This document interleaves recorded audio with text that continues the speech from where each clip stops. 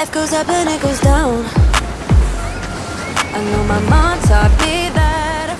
Hello and welcome to Rollercoasting. You're with me, your host, Megano the banana. I thought I was going to rhyme, but it doesn't rhyme. Why am I dressed as a banana? Because happy Halloween! It is actually Halloween today, so I therefore am a banana. I usually take Halloween really seriously, like that is my jam, but I actually thought this year I wasn't going to be even participating in Halloween. Didn't have any Halloween plans until yesterday. Obviously I have the podcast studio and that would be an absolute, that would be a dying shame for me not to take this opportunity to dress up, but it's all just been a wee bit of a rush. I mean, this is episode 2. I'm just getting to grips with getting here on my own, never mind as a costume. So yesterday I thought I must go and find myself a costume to wear tomorrow. I went into 3 different Halloween shops. What even are some of these Halloween costumes? They're not characters, they're not scary, they're just shitty materials chucked together. I'm like, what actually is that? What would I be dressed up as if I was to purchase this said outfit? So I got into the third shop and I said, I'm looking for the silliest costume you have. Our suggestions, sorry, no offence, pretty shit. So I said, pass the brochure. Check, pass the brochure. So I flicked through.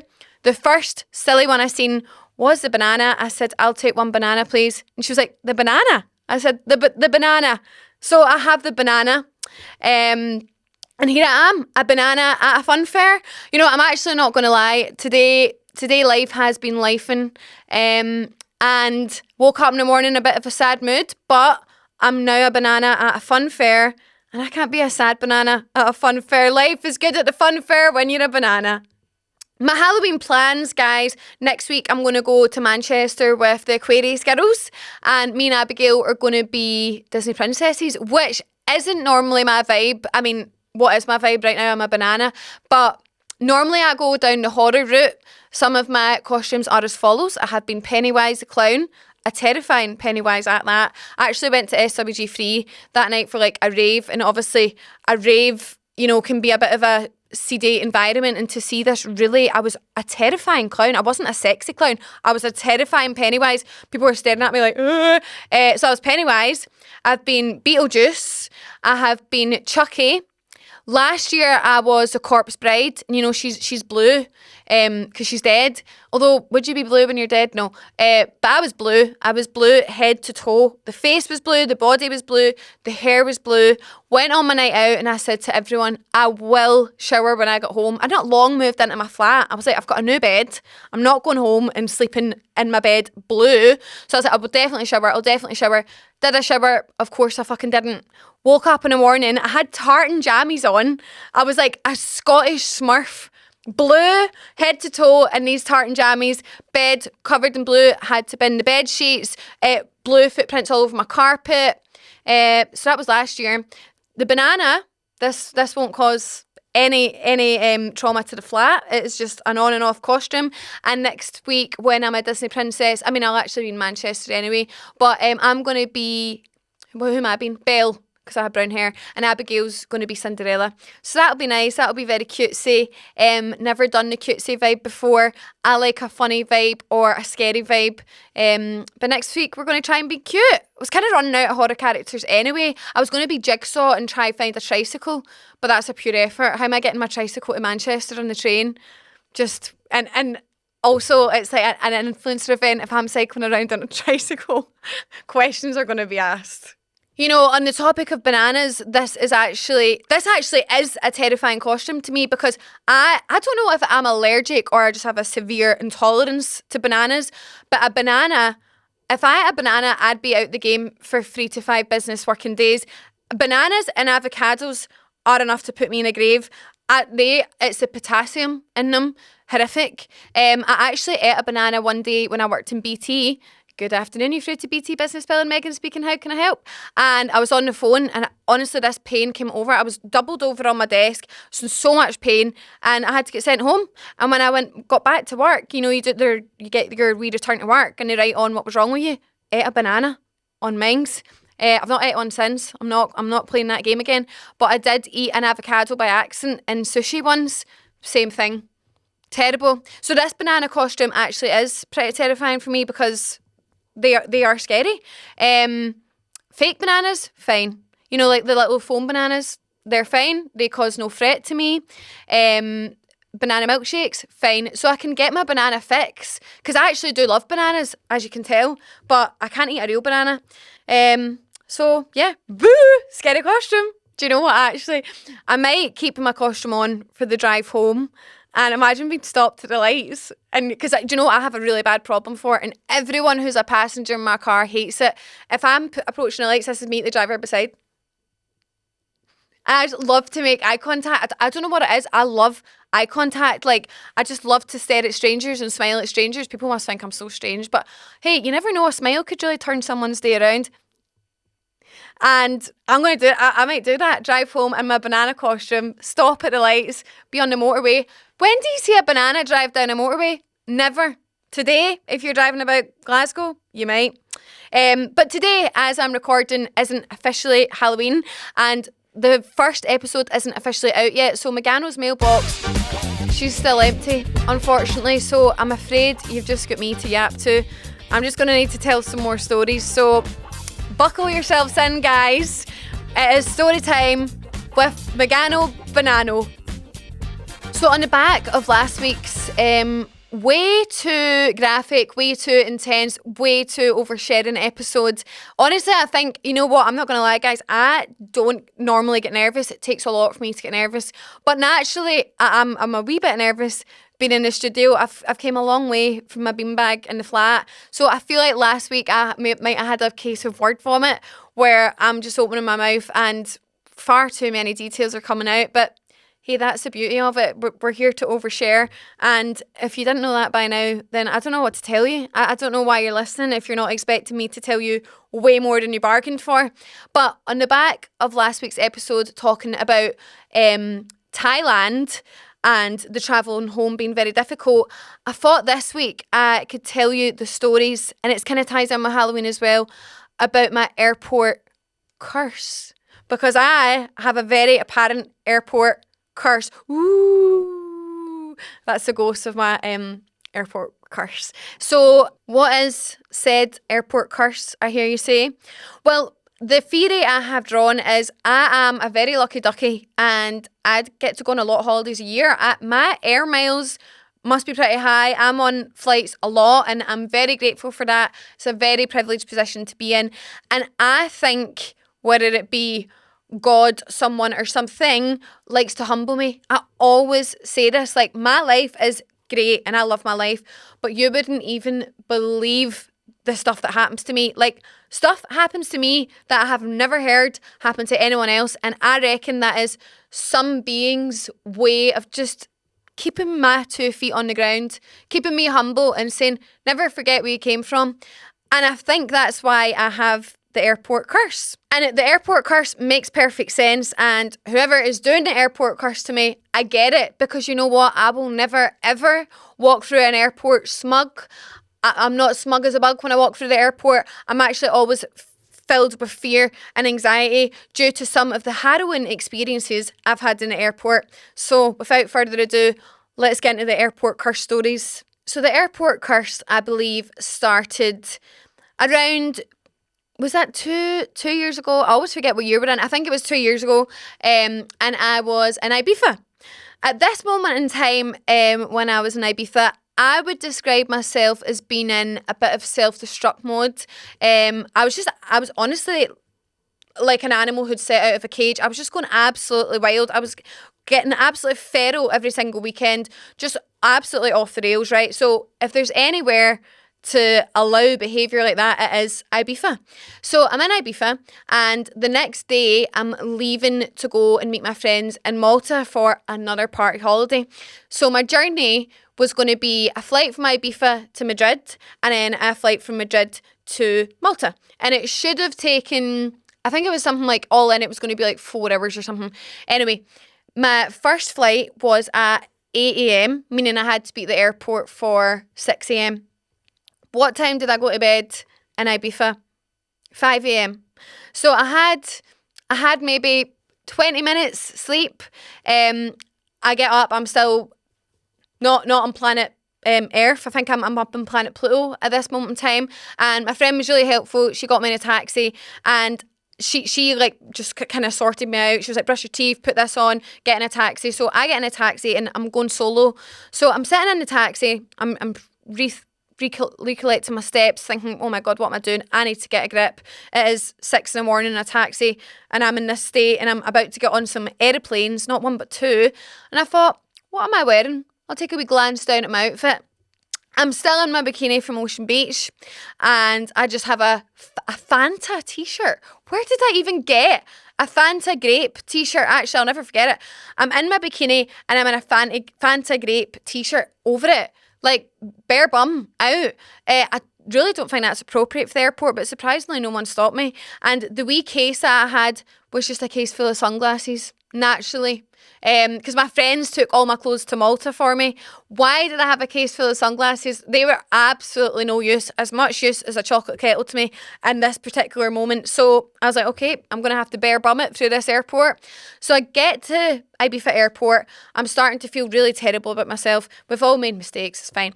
I'm really quite visibly upset. I'm thinking, I can't do this. I can't do this. I am hungover. I'm full of the fear. The last place I want to be is an airport for the rest of the day. But anyway, when life gives you lemons, make lemonade. So I managed to get through. All fine. That's great. Wee bottle of water. Got on my first plane, flying to Madrid. I'm sitting there on a cold leather seat in my bikini pants, just thinking hard about life and my life choices. Meanwhile, on my way to a 5-day festival. Anyway, I get to Madrid and find out that factually, this isn't even just me telling you this as emphasis on the story, factually Madrid is one of the largest airports in the world. Not just Europe, one of the largest in the world. So the fact that I only had 40 minutes to make my connecting flight, the staff found that hilarious. They said I would need about 3 hours to get to the other end of the airport. So I'm like, right, I'm just going to give it a go anyway. When I get on a bus that literally takes me on the motorways of Madrid, I realise that I'm definitely not making my connecting flight. I'm on this bus on the motorway in my bikini in this Fanta grape t-shirt. And this is kind of when like COVID stuff was still going on, so I had a face mask on as well. Sight for sore eyes. Does that mean you're a nice sight, actually? A face for the radio? Yeah, one of those phrases. Terrible. I look terrible and can't stop crying. Get to the other end of Madrid airport after what feels like an eternity has passed, and obviously I've missed my flight. At this point, I just get on my hands and knees and start crying. I am honestly not exaggerating. I'm on my hands and knees. I'm sobbing. And maybe this was me thinking, someone will come and help me. Like, someone will come and save the day. No one could give a flying fudge. And fair enough, like, that's all my doing. I can only be to blame for this. But everyone's just walking past me as if there wasn't a girl lying in a bikini and a Fanta grape t-shirt on the floor crying. So eventually I decided, well, this isn't going to get me anywhere. I get up, I take a deep breath, beat my chest and got on with it. Walk over to the customer help desk. I said, what can you do for me? Honestly, what can you do for me at this moment in time? There was no flights back to Glasgow because that's where my mind went. I said, sack this. I am not going to party anymore. I'm going home and I'm going to pet my dog. But there was no flights to Glasgow for the rest of the day. There was another flight to Malta 7 hours later for the pretty penny of £400. It's honestly like an hour's journey, if that. So that I had no choice. That was my fate that day. Phone ran out of charge. 7 hours twiddling my thumbs in Madrid airport in a bikini, full of the fear. But I did eventually get to Malta, and that wasn't the end of the airport curse in Malta. So the airport curse, sorry, I'm getting some flyaways, guys. The banana costume isn't the best for the hair. Next time I'll need to learn how a banana should style their hair. But I'm new to the banana world. So on the way home from Malta, things went from bad to worse. So at this point, I'd been partying for 11 days on the trot. So it's fair to say I'm not feeling too shabby, just wanting to get home. So from Malta to Glasgow, I think it should be around 5 hours. So I'm thinking 5 hours time, I'm going to be home and I'm going to do really wholesome things. Maybe I'll put myself into some sort of retreat or something. So anyway, we head off to Malta Airport. We get to Malta Airport and this day was particularly windy, which was crazy because other than that, the Malta was so unbelievably hot. It was like nearly 40 degrees, absolutely roasting, no wind. I was screaming and begging for some wind the whole holiday, but no, it decided to be crazy winds the day we're going home, obviously. So we're in the airport here to be Tannoy. Hello, we had to fly to London and then get a flight from London to Glasgow. Hi, flight to London has been delayed by approximately 2 hours. I thought, oh my God. That means we were going to then miss our connecting flight from London. And here's a top tip. I'm full of top tips, this banana. If you're booking connecting flights, do it with the same airline because then they'll actually give a toss and try and help. But we didn't do that. So nobody cares that we're going to miss our connecting flight. So there's quite a large group of us and we're all coming up with plans. What do we do? What do we do? So we all decided there was one last flight of the day from London to Glasgow and we're like, right, let's all just book that because otherwise we'll be spending the night in London and none of us wanted to do that. We all just wanted to get back to our home comforts.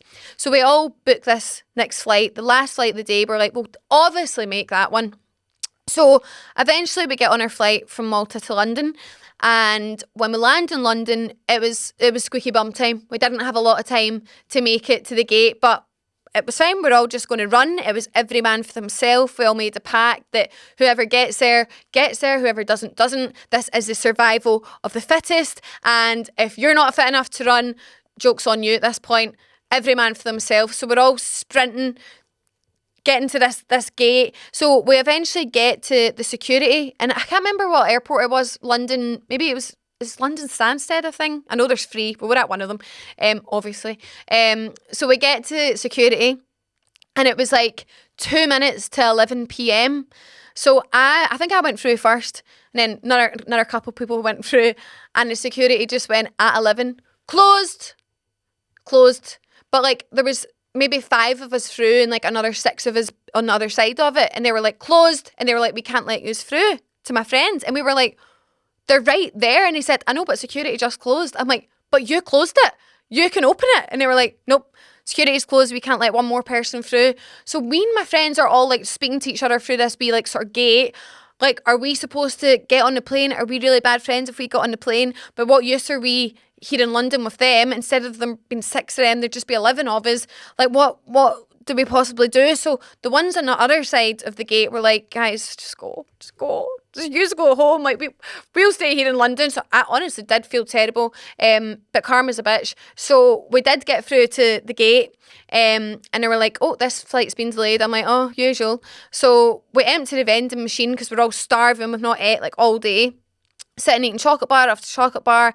Thinking, time's getting on. When is this flight? And then another announcement. We're sorry to say that the flight to Glasgow has been cancelled. We're like, what? Then the guy comes through and says, look, there's nothing we can do to help. We've cancelled so many flights today. We don't have any hotels to put you up in. We don't have any alternative routes. You're just going to need to deal with this yourself. Fantastic. Thank you, British Airways. This was just the start of my feuds with British Airways. British Airways, if you're listening, we have beef. You have beef with a banana and you don't even know it. You thought you had beef with Megan Welsh, and we have beef with a banana now too. So we have to go and find our own hotel. So at the time, it was me, my friend, and my ex. We check into this hotel. There's only one room left, so it's the 3 of us in a bed. 3 in the bed, and the little one said roll over. Definitely a bonding experience for sure. So we get a few hours night's sleep. We got up in the morning. Sorry, the banana. We got up in the morning. I don't have any underwear on me or nothing. I just have that case of sunglasses again, because obviously I've checked in my big case and that's God knows where at this point. So I've just got my sunglasses, plenty of sunglasses to offer to go around, nothing else, no toothbrush, no nothing. And my ex was like, well, I've got my suitcase. So he opens up his to get some fresh boxers. He had picked up my friend Dominique's case. So he has a case of bikinis. So honestly, haha. So he didn't have any fresh clothes either. So we're walking about London stinking. No one has brushed their teeth. No one has any fresh clothes. We're all a wee bit sweaty because, you know, the hangover's sweating out is disgusting. Anyway, the next day, British Airways send us a text and say, we have appointed you a new flight. I thought, hooray, off we go. This was at 10 in the morning. Our flight was at 7 p.m. So we have the full day to kill in London. And we just loitered around doing whatever. And one of our modes of transport, I shit you not, because we had to get to another airport in London. One of our modes of transport was the Pokemon, what's that called? Sky cart. What are those things called? Cable cart. A Pokemon cable cart across London. As if this journey couldn't get any weirder. Anyway, we finally get on this plane. I'm crying my eyes out. If you followed me on Instagram at the time, you'll know it. This will be deja vu. I'm crying my eyes out on my Instagram stories. I'm just so relieved to get home. We get home, get to Glasgow Airport, waiting on the suitcase. Waiting on something that just never comes. I said, where on earth is this lilac suitcase of mine? Nowhere to be seen. My ex was like, we're not waiting on this any longer. Just come back tomorrow. So I was like, sure, cool. Go home. That's fine. Head back to Glasgow Airport the next day. No case. And British Airways lost my case for 7 weeks. 7 full weeks. They actually told me it was totally gone, and they told me they probably blew it up because if a case lies for too long, it could obviously be a threat. So they told me the likeliness of my case being intact was 0 to nothing. So they said, you'll just need to probably part ways with the case. It probably got destroyed. One day it just turned up. My dad, I was actually in London at the time. My dad FaceTimes me holding this lilac suitcase. Anyway, British Airways, I have flown with them since, but keep your friends close and your enemies closer. Next stop is Madrid again. But this time I actually was happy to go to Madrid and spend some time in Madrid. I went with Nadine and Neve. We had a fantastic time. I really fell in love with Madrid. Obviously, I had quite sad memories of my previous trip on the motorway. But Madrid, it was great. We came, we conquered, we had a lot of fun. So it gets to Sunday. It's time to go home. We wake up and we'd been at a festival one of the days, but I think the night before we'd just been at a nightclub. But in Spain, nightclubs are open till like 6 in the morning. Like, gosh, they do it way different. It must be because they have siestas. Their day is broken up by an app, therefore they can stay up a lot later than people in the UK can, is what I reckon is the logic behind that. So we wake up, we're all a wee bit hungover, a wee bit tender, rough around the edges, and our flight wasn't until like 6 p.m. that night. So we had some time to kill, and I don't know whose suggestion this market was. I think it might have been Neve's. Neve's like, oh, I know this really nice Madrid market we should go to. So we pull ourselves together, we've packed the suitcases, everything's ready so that when we get back from the market, we just grab our stuff and we go. And we were staying in an Airbnb. This is crucial information. We're staying in an Airbnb. We're not staying in a hotel. Another really weird thing that happened in the Airbnb actually was another day that we were hungover. We were on like a ground floor, and it was this really cute wee street in Madrid. We're all just sitting on our phones, being hungover, and our window was open, just letting in some fresh air, and slip, like something just came through the window, and I was like, what was that? It was a letter, and I opened it. And it was this letter about the devil. It was really scary. It was trying to like get us in this like devil cult or something. And it was in Spanish. So we went on to Google Translate, and Neve can talk a little bit of Spanish from her Duolingo learnings. Not enough to read this letter, obviously. So we done some translating, and yeah, it was all about the devil. It was really quite scary. Anyway, this was the day before. So this day we wake up. And Neve's like, let's go to this market. So we pull ourselves together, and it's quite a long walk to this market, and it's really hot. We're all hungover, not complaining, self-inflicted. But I'm like, this market better be worth it. Like, I better at least find a keychain or a magnet or something to make this journey worthwhile. We get to the market, and I'm not kidding on, all they sell is trumpets. It's like a trumpet market. Lots of kids running about, lots of like, what's the noise of like trumpets hitting off each other, because there's so many trumpets. Maybe there was some like flutes and stuff in amongst there, but I'm not very good with what are those called, those kind of instruments? What do you call those? That are all those metal instruments? brass. My brass knowledge isn't great. I know probably more string instruments, but there was lots of trumpets, maybe some trombones, but they're all clashing off each other, like making horrific noises. Some kids are like playing with them. I got there, I thought, this is probably the last place you'd want to spend the hangover, is a trumpet market. So we walk around. I don't think anyone wanted to be the one to say it. You know, like, you don't want to be the ungrateful friend, but the time came and we all looked at each other and thought, should we leave said trumpet market? So we leave the trumpet market and we start walking home. And we're on our walk back to the Airbnb and we said, do you know what? This is probably for the best. Why don't we get to the airport way ahead of time, get a wee McDonald's or something, just be nice and relaxed before the flight. So we're all like, oh, yeah, that sounds like a much better idea than the trumpet market.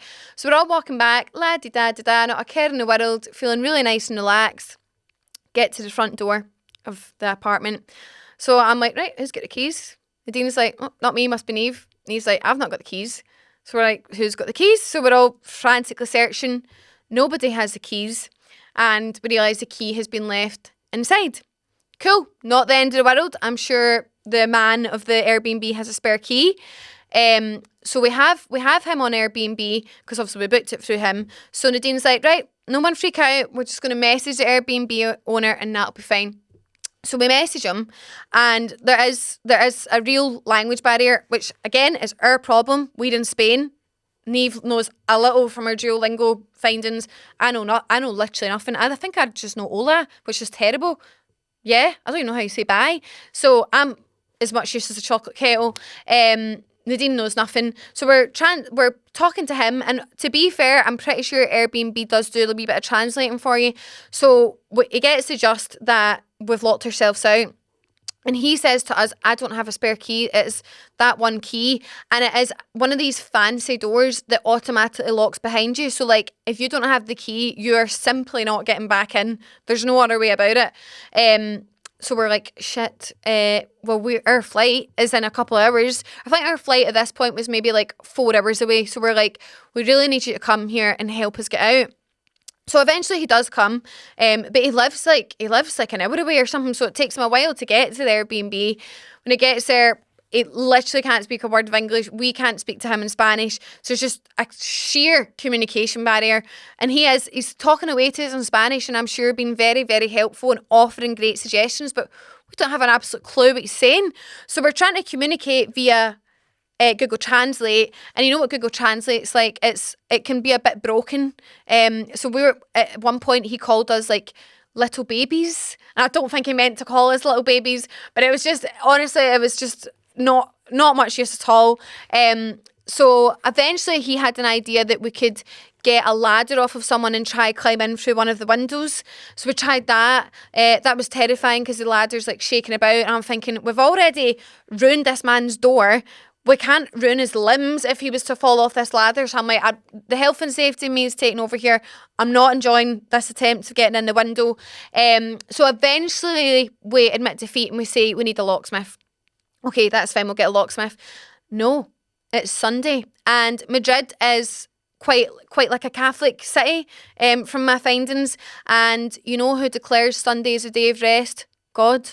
So Sunday, not many people work in Madrid. I mean, Sunday, not many people work worldwide, really, do they? But I think particularly in Madrid, that is the day of rest. So we couldn't find a locksmith. We spent a lot of time on the web, on everything, trying to find a locksmith. Eventually, we do find a locksmith, but by the time he comes, it's been about 2 hours at this point, back and forth with this man. The locksmith eventually shows up, and he's like, oh, he didn't tell me it's one of these fancy doors. Like, this requires a whole different type of locksmith magic system. So he has to then go away and come back again. So at this point we have an hour and a half to our flight. I was like, oh my God, like you need to be at the airport 2 hours before a flight if you have any chance of making it. So the locksmith comes, he tells us it's going to be like this huge cost, because obviously he's going to have to blow the door off the hinges for us to get in. So we're going to be liable for this fancy new door. God knows what these big fancy doors cost. We're like, yeah, sure, okay, like that's just the price we're going to need to pay, quite literally. So eventually the door gets opened. We have an hour and a half. Actually, sorry, before the door gets opened, I phone my dad, because any inconvenience in my life, I will phone my dad. and I must learn not to, because he's not very sympathetic in stressful moments. I phoned my dad. I said, hi, Dad. He said, hi, how was holiday? I said, brilliant. Listen, we've got ourselves locked out. And he said, what are you doing that for? I said, well, obviously that was an accident. That wasn't planned. And he's like, right, well, when's your flight? I said, it's in an hour and a half. He said, well, you're buggered, you know, making that. And I said, right, a wee bit of positivity would be good. He said, when's the next flight? You'll need to book that. I said, funny thing is, the next flight to Glasgow or Edinburgh is in 3 days. And he's like, well, that's you absolutely screwed. I don't know what you want me to say. He's like, I'm sick of you and all these antics, blah, blah. I said, I honestly don't know why I bother in these moments. I'm crying, I hang up the phone. That was the other thing. We're going to be stuck in Madrid for 3 days. The girls had work to get to. We're all out of money. We don't have any accommodation. Anyway, the locksmith comes back with his special machinery and does get the door off. It was a very quick goodbye to, I wonder what that guy's name was. And he was lovely, the Spanish owner of the Airbnb. Tried to apologise to him. Obviously, I'm not too sure if he understood the apology. It was very heartfelt and it came from the heart. But obviously, there's a severe language barrier. So I don't know if he realised quite how sorry we were. And we were like, just tell us how much we owe you. Like, send us it, whatever. So we're in our taxi on the way to the airport. I'm like, girls, we are not making this flight. Like, let's be serious here. By the time we reach the airport, it is 1 hour till the flight takes off. So I'm like, there's no chance. There's absolutely no chance we're getting on this flight. And little miss cannot travel light, of course, has a 30-kilogram suitcase. Check-in's obviously closed. I'm like, what? Did I just need to leave my suitcase here? All my belongings with no way home. And I was like, do you know what? I'm just going to chance it. You know when you go through security and you're like one of those grey trays? Nope. I chucked on my 30-kilogram suitcase and actually nobody batted an eyelid. I can't normally get a liquid through that's, you know, you have one of those plastic bags, you have to fit all your wee liquids in there. One liquid too much and it's No, you can get a 30-kilogram suitcase. I mean, there was all sorts in there, all sorts of liquids, nothing illegal, obviously. Disclaimer, no one batted an eyelid. I got through with this huge 30-kilogram suitcase. We're running. At this time, I was just healing from my broken foot as well. So my foot's in agony. We're running. I was crying. I was like, girls, just go. Like, just leave me. Yous get home. I'll be fine in Madrid for 3 days. They did. They ran. So friendships were tested. They were off. Actually, I did end up making it to the flight because the flight was delayed. Again, all my flights are delayed, but in this instance, I was very happy because it did mean I'd made my flight. So that was another shitmare of a time in Madrid airport. My most recent time with the airport curse. You know, this banana's actually very comfy. I feel very like free. It's not tight in any places. It's just quite a nice fit, actually. You could say it was almost made for me. Final interaction with the airport curse was, of course, Thailand. How could we forget? I'm sure we're all still recovering from the details of that story. Again, I can only apologise. Probably should have started with a disclaimer. But anyway, we're all friends here. So Thailand, I was obviously very ill. As we now know, I had salmonella. So we get to one of 4 airports we were in during this journey. So we get to Koh Samui airport.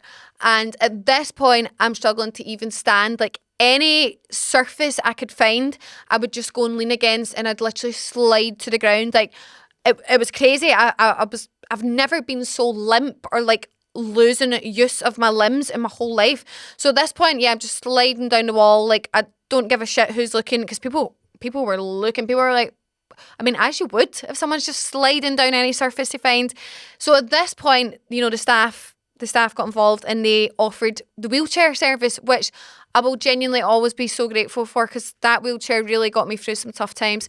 So I get into my wee wheelchair, and at this point my friends still don't really understand how seriously unwell I am, so they think it's hilarious. They're videoing me with me being wheeled about, and we're like singing like They See Me Rolling, they hate it. And you know, there was moments I thought, this is funny that I'm being wheeled about in this wheelchair. But then, you know, the sickness would come back and remind me that there's actually nothing funny about this whole experience. So I'm being wheeled about in Koh Samui. It was actually great. It's not even like your friend who would wheel you about. Like, you get assigned like a wheelchair pusher. So my wheelchair pusher was really nice. He'd stop at all the little stalls and be like, do you want to buy any sweets? I'm thinking, have you seen me? I am in no fit state for a Haribo right now, but I appreciate the offer nonetheless. Anyway, he's wheeling me about, making sure we find the comfiest seat for me. I mentioned that last week. He wheeled me to the complimentary orange juice, which was a huge mistake on his part, but it's fine. I'm sure he meant well.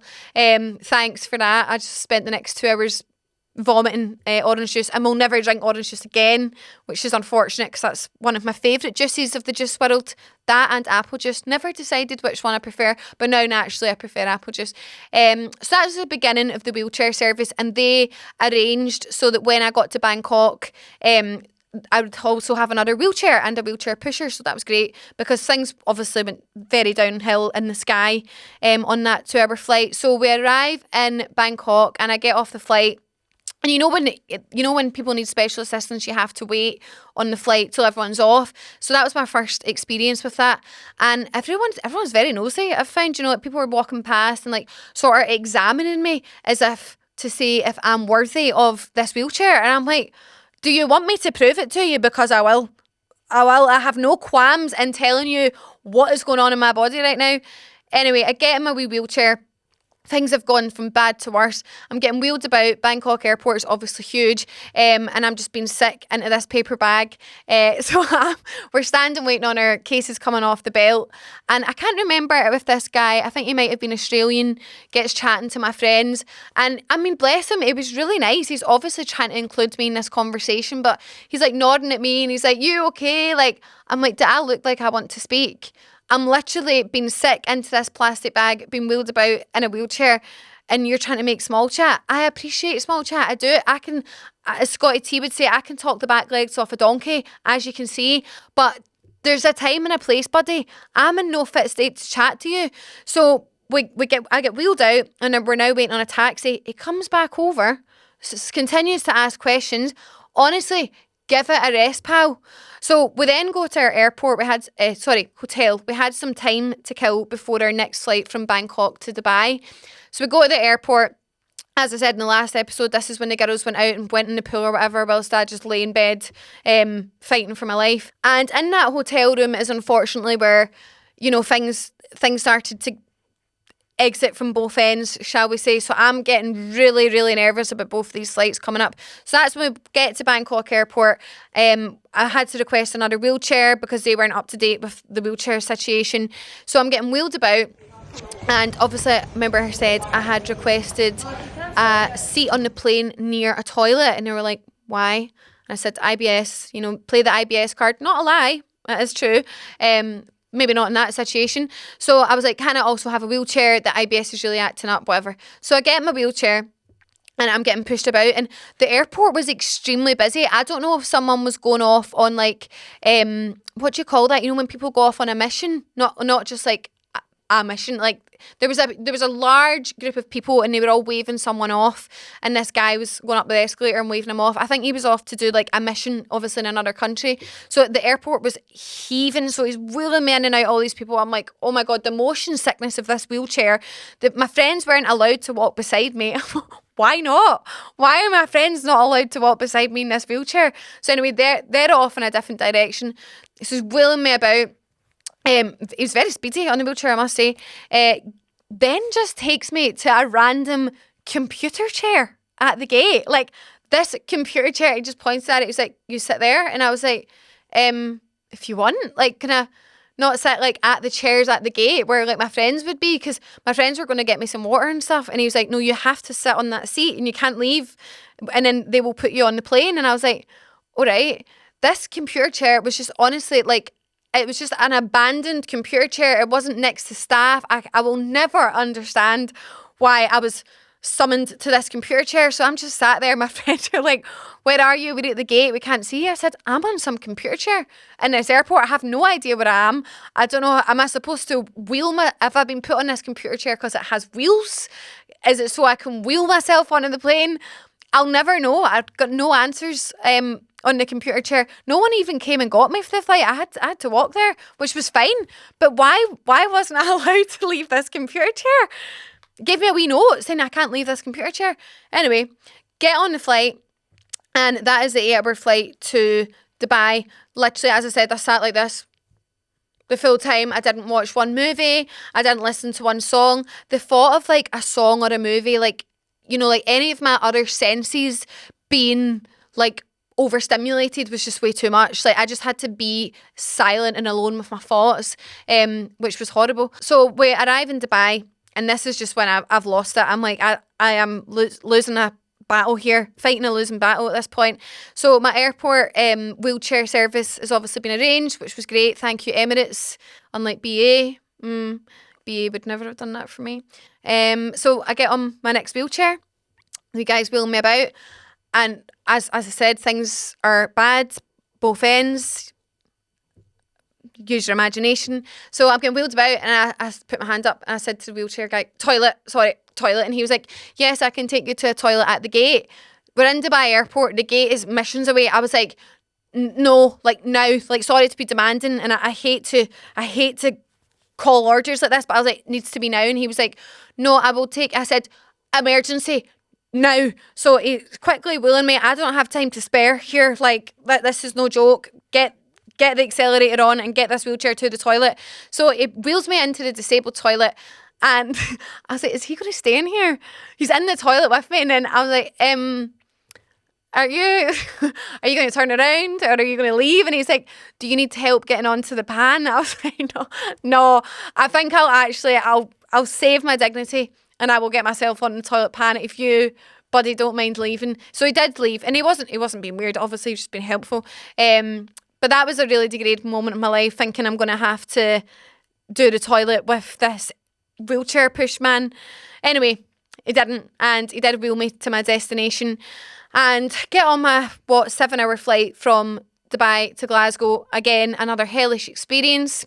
We land in Glasgow. I thought, oh, this is finally over. Like, I'm going to be back in Megano's Manor, my flat. I'm going to be on that big orange couch so soon. I live like 16 minutes from the airport. I thought, oh my God, never thought this day would come. It has been 36 hours at this point. So we get into Glasgow airport, and I said to my friend, use wait on the cases. I'm just going to chill in the toilet. I'm just going to sit on that toilet pan until our cases are out. So they said, sure, we'll text you. I'm thinking, oh my God, time must be going very slow because they've still not texted. Like, where are these suitcases? So I'm like, where are these suitcases? I'm texting them. Honestly, hats off to my friends putting up with me. I'm texting them like, I can't take this a second longer. I said, I'm at my wit's end. I'm going to scream. I was like, where the fuck are these cases? Like, texting them like that. And Nadine's like, I don't know. Like, I want the cases to come out as well. Like, I'm not withholding the case from you. So eventually I was like, I'm going out there to stand, and I'll make it obvious I need this case. So I'm out there. The cases, in total took an hour and a half to come off the belt. An hour and a half. Have I not endured enough at this point? And you want to take an hour and a half to get my case off that belt? So I'm standing in Glasgow airport, and I was pacing up and down. I was like, I'm done. I'm done. And I never lose my shit, like ever. But I'd lost my shit. My shit was lost in Bangkok airport, never mind by the time I got back to Glasgow. So I'm pacing about. I was like, I'm done. I was like, leave the cases. I need home. And the guy was like, let's not leave the case, because we know how that story ends. You know, remember, 7 weeks. They're like, we're not leaving the cases. Just wait. You can do it. I'm losing my shit, and I didn't care who seen me. And funny story, when I eventually, not so funny, well, depends how you look at it. When I did end up in hospital, and I put on my story, got salmonella, Garo replied, OMG, babe, I seen you in Glasgow airport and I knew you weren't yourself. I was like, oh my God. Someone actually has witnessed it and did realise that was me. But I mean, fair enough. I had such a fair excuse. I'm now literally hospitalised with salmonella. So, of course, I was losing my shit when it took an hour and a half for the cases to come off. So, to conclude, guys, I have an airport curse. It's very apparent and no one can tell me otherwise. Has anybody else experienced stories like this? I'm sure you have. So guess what? Tell me about it. Send them to Megano's mail. The number will be on screen now, and you can send me your airport stories or anything for that matter. Megano's mailbox, she's itching for something. It can be dilemmas, it can be stories, it can be a photo you want me to see. It can honestly be absolutely anything. Just send it to me. If it's off bounds, I'll just ignore it. But I'll hopefully not. So please send it. That is 2 weeks now I have went without Megano's mail, just sitting with this sad wee mailbox. She might not even come back next week if it's empty again. So Come on, send me your airport stories, anything at all. I want to hear it. Well, that brings us to an end, my roller coaster riders. Happy Halloween! I hope we're all having fun, whether we're out trick-or-treating. Maybe if you're above the age of 13, don't. Or 18, 16. I don't know what age I stopped trick-or-treating at. I definitely still trick-or-treated when I was in high school. Anyway, who cares? You trick-or-treat when you want. I hope everyone's having fun, whatever you get up to. And yeah, I will see you next week. Happy Halloween. Thank you so much for tuning in. Remember, you can watch full-length videos on YouTube. You can listen as normal wherever you get your podcast, and you might see little videos pop up here and there on TikTok and Instagram. So be sure to follow in at Rollercoaster Podcast. Give me a wee like, give me a wee subscribe, all the good stuff, or don't. That's the beauty of life. You can make that decision, but I would love it if you did. And I love you all very much. Bye. I'm not gonna wake up